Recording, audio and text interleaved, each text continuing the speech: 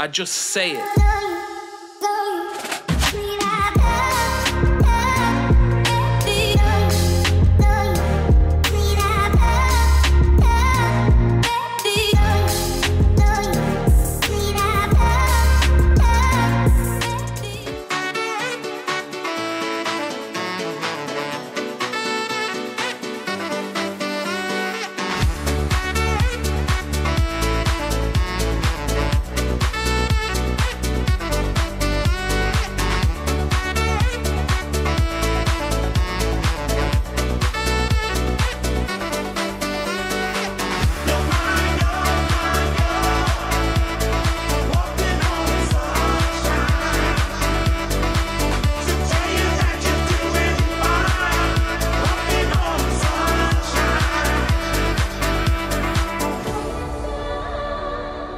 Welcome to Danu on Fire right here on Hi TV, your luxury channel. Today we're checking out ISO in Colombo, and with me I have someone who has taken Sri Lankan theatre to another level in terms of stage plays, where he has created characters that will stay with us forever.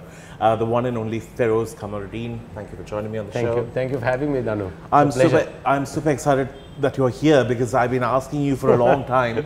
But it's nice to actually not only see Feroze here, but you're also going to see him on stage after a very long time. How long has it been since you performed? It's been 15 years. My last play was 2008 when I did Oliana. Why did you take this decision to stay away from? That's a good question. Actually, I see around 2007, I wrote my first Pusvedilla, right? So after that, I really got into writing plays, and writing became kind of actually my primary passion when it came to theatre. Even directing and producing plays kind of took a back seat after I started writing. I guess it comes from me being an absolute control freak, and you who have worked with me. And the script you can control. Exactly. Yes. So technically, the writer has, if you think about it, the ultimate control, because he decides, you know, which characters get more time, you know, what kind of direction the story goes. And I really enjoy the writing process, right? So I'm one of those people, if something irritates me or something upsets me or something really gets to me, don't really go on social media and rant and rave about it. I write about it, right? So I mean, you know, I always try and look at something that's funny, something that can be relatable. And I mean, every situation has something. I mean, even if it's a very tragic situation, sometimes there is something quite funny about it, and you can highlight it. Correct. So I use that, and so that's the kind of why I stayed away from the stage. Of course, lots of people would say, Danu, that the reason is because nobody wants to direct me, right? Because I am not the easiest actor to direct. No, it's hard to direct a director, just like how it's hard to treat a doctor. I suppose, we try to bring our own directorial sort of stamp in it without, you know, being here, without being present in the moment as an actor. So in this one, it's kind of even more complicated, because whereas I'm performing, I'm also the playwright, and in between the playwright, Feroze Kamardeen, and the performer, there are two directors who are trying their best to make sure that the script is given justice to, and also the acting is there. Correct. I don't want to be in your, I don't want to be even a shadow in your life at this very moment. It must be hard. But you know, creating characters have been something that you're really good at. In the fact that it has become a part of our DNA now. This character called Pusvedilla is now someone who is fictional, but he's very much alive. Correct. And he has been around for so long, and we speak about him as he's somebody who we have seen and grown up in our times with. That's right. When you were making Pusvedilla, did you think you'll have such a review and such a wave about it, where people will wait outside to buy tickets, even have the person, like the president, to come and sit and watch a play that could partly kind of mock him a little bit? Well, I wouldn't say partly. I think it this thing, and to be very honest with you, you know, you're absolutely right. Okay, so when I started writing Pusvedilla, I don't think anybody, not even me, in my wildest dreams, could have imagined that it would take such deep root in the psyche of Colombo's society. Lots of people, I mean, even now, I get introduced as the guy who did Pushpadilla, right? And those who haven't seen the show sometimes look at me. I mean, this is a funny story. I was at a hotel and this parents, they came up to me and they spoke to me and they said how much they enjoyed the show and how much their kids enjoyed it. So there are 2 kids, maybe 2 sons, maybe 10 and 11 or something. And they said, this is the uncle who does Pushpadilla. And they, you know, this thing, they took a photo and the younger kid looked at me with a lot of suspicion. And then, and he couldn't hold it anymore. And so he turns and says, Ammi, this is not him. The Pushpadilla is fat and fair. And then they had to explain to him when they said Pushpadilla, because he assumed that they were assuming that I was the actor who played Pushpadilla, not the person who wrote it. Yeah, so I honestly didn't think it would be that, it would turn out like that. So in 2007, we did our first one. And in 2009, that's when I kind of knew that this was like this was something that could, you know, technically have a much longer shelf life than just a couple of shows. And that's because in 2009, Pushpadilla Part 2 came out in June 2009. And in May 2009, as everyone knows, the war finished. And technically, President Mahinda Rajapaksa at that point became, without doubt, the most popular politician in our nation's history, right? Definitely. And that's I mean, that's a widely accepted fact. No one had, no politician or leader enjoyed that kind of popularity that he did in 2009 May. So to do a play, I mean, soon after, a month after, we opened on the 9th of June actually, so exactly a month after. I was quite worried about that play for a while.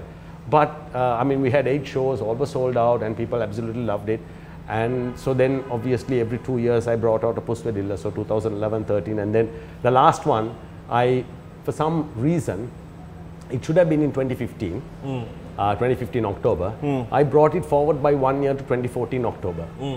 And that was also a play that His Excellency Mahinda Rajapaksa watched at Nelumpokuna. And my decision to bring it forward by 1 year turned out to be quite, I don't know, timely. Timely, yeah, because you know what happened, like literally 2 months after the last Pushpadilla show, we had a change of president in early January 2015. Yeah, so Pushpadilla will always probably be that kind of thing that will always be a definitive work in my theatre career. Amazing. Well, from seeing his work being written or produced and even directed, this time around things are going to be a bit different because we're going to see him do something that's really interesting, and it's called Grow Up Nana. And he's actually called Nana by a lot of his friends and close team members. Let's start with this word Nana. How did it come on to you? Okay, that's a good one. So I had an older brother in school, and he was called Munir, and I used to call him Munir Nana, and Munna for short. So because I called him Munna, everybody else, all his friends, everybody referred to him as Munna. That was his nickname. Then in '96, I directed my first play, which was Macbeth, and we practiced a lot at DS. There are lots of DS nights acting in it. Of course, it was it's an SLM production. It wasn't a DS production, but we used a lot of the DS facilities for that. And my younger sister happened to be in the cast. And she calls me Nana. And pretty soon, I think everybody in the cast figured out that when someone calls you Nana, it means older brother. Okay? You automatically have a protective, more kindly instinct towards that person. Let's face it, right? I mean, someone calls you Anne. It's kind of a term of endearment. So the cast also figured out that I am blasting them less if they call me Nana, right? Oh, Nana, I'm sorry we got late. Nana, I'm sorry I forgot my cue. Nana, this thing. I kind of, so then they figured, oh, this is a good way to make sure he doesn't, to keep my tendrils. So the name stuck. So from about the emotional bubble. So Nana is a, that's the secret to everything. All right, we're going to come back and speak about the changed Feroze, because when I met Feroze and the Feroze who actually got into theatre have been very different. I got the kinder version of Feroze. Oh wow, I'm so happy. No, true. I think Animal Farm time you were a nicer person. Before that, I was, well, okay. I would say I kind of mellowed down a lot more later on. Really? Yes, I'm much more mellow than that. Oh my gosh. Okay. We'll speak about the change when we do come back.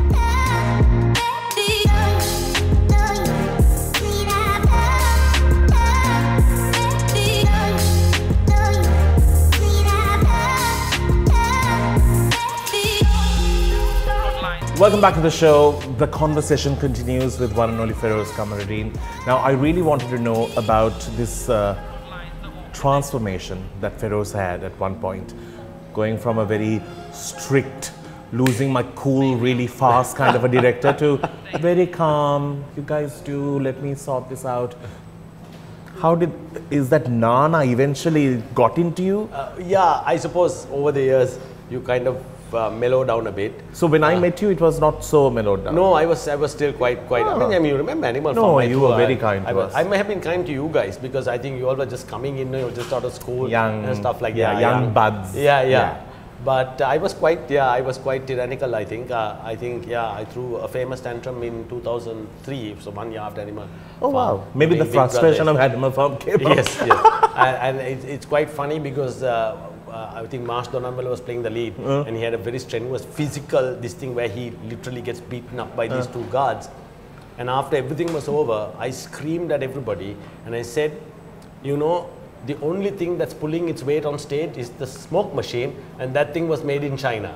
And there was the actors were so crushed, right? Marsh was almost in tears because he was black. I mean, he was bruised. He was literally bruised. You could see it. I mean, obviously he was very physically fit, so he could withstand that kind of physical pain.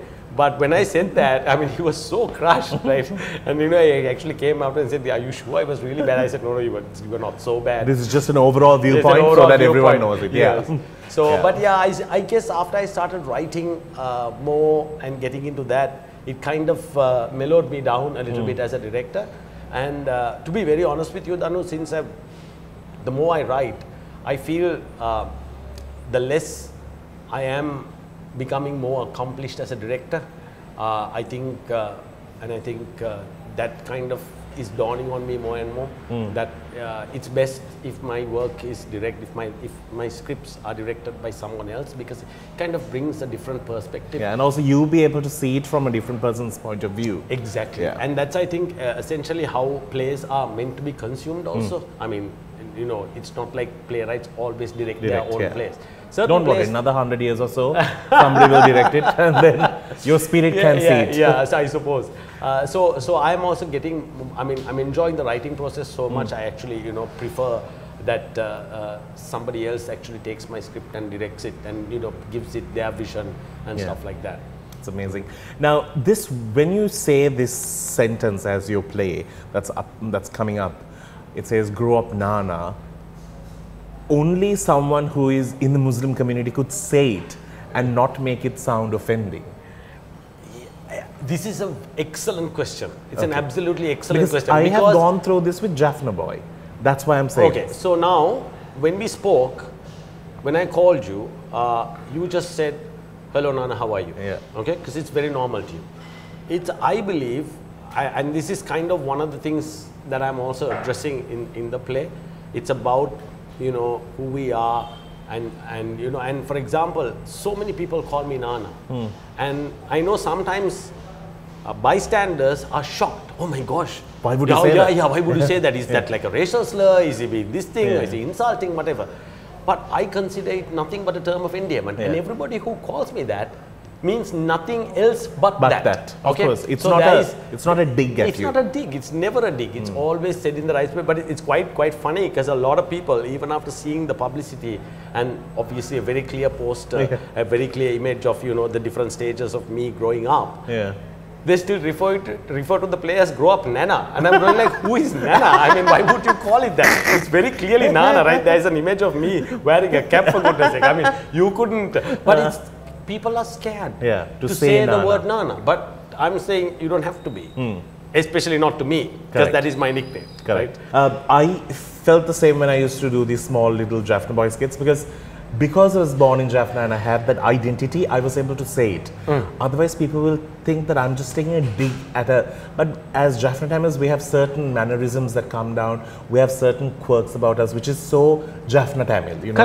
Correct. We don't mind looking at how much you have in your wallet. And, you know, we don't mean it in a bad way, but we're just so curious. Absolutely. And so if somebody else, they're like, "You're just making fun of us." No, I'm part of this community. That's right. That's right. So when you were writing this, did you read these off? Did you sort of try these lines on a few people? Oh yeah. So this I've been writing this play for almost 2 years now. Wow. Right? And I, of course, have consulted lots of people. I've consulted from president's councils to a highly respected religious clerics to make sure that everything I'm saying is correct. Correct. And that I can't be, that there can't be anything wrong with the fact. And where it's fact, I'm very clearly saying it's fact. And where it's opinion, I'm also saying this is my opinion. Correct. Right? So I'm making that distinction. Yeah. And also I think it's a very timely play, considering the fact that there has been unwanted tension that has been created by people since 2019, actually 2018 onwards, when this thing against this whole anti-Muslim was brewing, and it was not by people who we know. It's just one or two people making it a situation for people to correct get involved in it, and it has failed, which I'm so happy Yeah. about. But I think it's really nice that you're speaking about it, because it also makes people understand religion and culture and all is what makes us and not divides us. That's right. That's right. And I'm also hoping that with this, that everybody in the room will have kind of a better understanding of who we are and why we do things, and the fact that yes, we also do things that I can make fun of.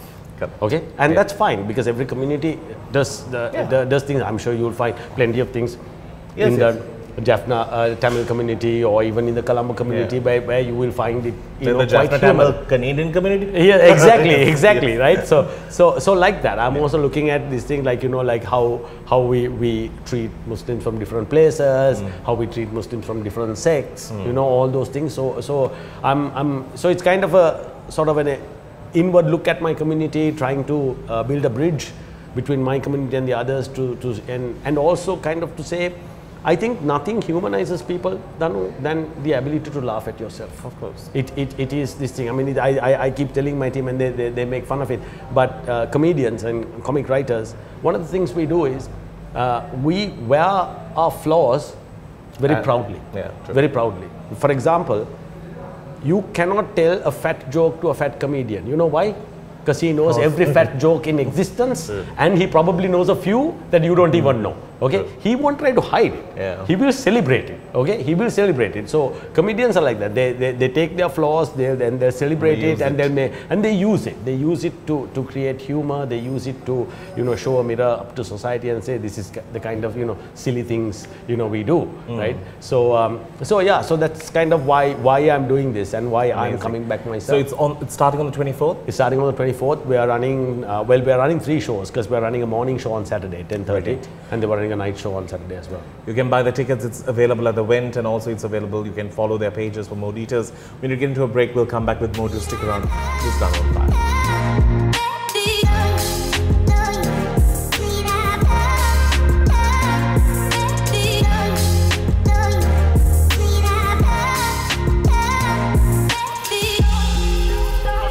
Welcome back to the show, in conversation with Nana today on Danu on Fire about his play that's going to be staged from the 24th at the Lionel Vent. You can go get your tickets today if you want to have one good laughter fit that's going to take you on for 1.5 hours. Yes. And it's all you on stage. Yes.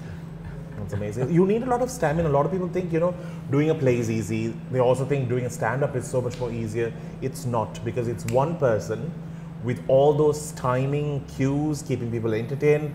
Energy can't drop. It's a lot of work. It's a lot of work. Yeah. Now we're just starting to do the runs, and it is taking. You video the runs and then rewatch it? No, I have 2 directors who literally remember everything and give me like copious notes on what to do. And those are the ones who you brought today? No, they are my producers. The show has 2 producers, Rikas and they all go together. Like, yes. It's like one whole entourage that comes. And the 2 directors, obviously, Sashen Pereira and Siraj Abdul Hamid. Right, okay. Yeah. That's amazing. All right, so I need to ask you, so what will happen when you eat this watilapang? I talk about it in the show. Right? Okay. I have a whole section about what devoted to watilapam, right? What will happen if you eat watilapam, and how? But it's really sad, because so even if you think your watilapang is the best, everybody thinks that. But I would like to say, that's good. I would like to say, if she's watching this show, Yasmin Carter, who used to do PR, and her watilapang has won my heart. I'm sure Auntie Yasmin will be very happy to hear that. No, but she's actually the best. She bakes it. Yeah. That's why it's so nice. Now, let me tell you a little bit fact about the Muslim community here. So you refer to as Yasmin Card and I refer to as Auntie Yasmin. You know why? Because she's my wife's aunt. Oh. Yeah, we are all at some point. At some point, we are all related. Danu. We can't. There's no escaping. If two Muslims spend like 10 minutes discussing their family history, they'll find a relationship somewhere. Yes. Yeah, that's true. That's amazing. There's like one line spreading through everyone. Right. Okay. Now, I wanted to ask you in terms of Pushpadilla. Now, Pushpadilla has changed. We have had more characters coming in due to, you know, the parliament shift really does matter. How is that going? Is there going to be another comeback? I haven't still decided. So I did 2 RC clans. You know, that was the how would I say, my next generation of Pushpadilla. I wanted to make it a musical, right? Just to give it a little bit twist. A little bit of a better twist and stuff like that. So I did 2 RC clans, and then I wrote a 3rd, which unfortunately never been able to produce. So I'm thinking to see what I would like to do with it. Maybe in about a year or so, I might actually take a call on what I want to do. But there might be one last. How shall I put it? Maybe even a last goodbye for the franchise. Yeah. Okay, so I have to ask you this. You know, creating a character that is so remarkably noticeable, it could be now Nana coming in or Pushpadilla or whoever, people tend to fall in love with the people who are acting it. But you somehow kept it going even when the actors changed. You kept the play running. How was that possible? Well, for me, obviously, the character was really important, and each of the actors who played those characters, because there's a long-running joke in the RC Clan universe, as it were, is that every character has been played by multiple actors, except one. That is only one character, and that is Pushpadilla's main bodyguard, Pala. Yes, Pala. Pala has been played by the same actor, Udara Fernando, every single time Pushpadilla came on. And we are talking, Pushpadilla had a few private appearances. Pushpadilla had dinner dances. We've done shows at Water's Edge, Intercon, Hilton, you name it. And of course, we've done 57 performances of Pushpadilla. 57 performances of Pushpadilla, and then another 12 to 14 performances of RC Clan. Every single one of those, Pushpadilla's main bodyguard was always played by the same person. Right? So he's the only one who didn't change. We've had 3 Pushas. So we had Anuruddha, Dominic and Sula. We've had 5 Nitarama sufferings, believe it or not, through the franchise. Really? Yeah, we've had 5. Right? And we've had 4 Western thinking. So every character has been played by multiple actors. But I think what each of those actors brought, they brought their own spin into the character. They played the character slightly differently, brought out different versions of them. So if you analyze Anuruddha's Pushpadilla, I gave him a lot more Sinhalese punchlines, whereas Dominic's Pushpadilla didn't get that much. Sula's Pushpadilla requires to be able to sing at a very high level, because he has duets with so many people. So he can't really have a range or a key or anything, right? He has to be able to adapt to a lot of other singers' ranges. So each of them had their different kind of speciality, which they brought into the character. So that's amazing. So in terms of putting up productions, Feroze is one of those very few people who believe in paying the artists. It's not a practice that is there. No, actually, Danu, it's like this. What we do is, we did at a time, I'll be honest with you, but we've scaled back now. So life, I tell you. No, the reason why we've scaled back is because we feel that artists must be paid what they're worth. Okay, there is no point in paying them a pittance and then expecting that to be okay. So we are purely an amateur outfit now, but we have a very clear policy. If we do a play that has made extra profit, we just divide it amongst everybody who's involved, right? That's basically what it is. It's not a payment, we just give them a gift. Because when we do an amateur production, like for example, we did a Julius Caesar recently with the workshop players, and it involved 45 actors and over 75 or 80 people in total were involved. Now, How do you do that? Because you can't, because with the way the modern production costs are. And also costumes, food, all those Everything. logistics And looked even, into. actually, what has really gone up in price, believe it or not, are the lights, the sounds, makeup. Makeup has shot, I mean, through the roof. And you can't blame them, right? Because the cost of makeup has gone by, I mean, 4 or 5 folds sometimes. So what we do is we identify ourselves as an amateur theatre company. So everybody does it because we just love our craft and the craft. And then if there's anything left over, yes, that's fine. There's you know, we just give it away as a gift. And then we start, then we live to fight another day. And that's amazing. Well, thank you so very much for coming in, Feroze. I'm really happy that you came on the show. After so long. It's been so long, and now I've asked him to come on date. We've done the whole thing. I have to just make sure that he appears on everything. But thank you so very much for giving Colombo a reason to smile, this country to like laugh and, you know, giggle our sorrows away. And not only that, also we are known internationally for some of these characters, which is absolutely amazing. So thank you, and I wish you only the best. Don't forget to go watch us play. It's going down on the 24th at the Lanal Wing, 24th, 25th, 26th. No, 24th and 25th.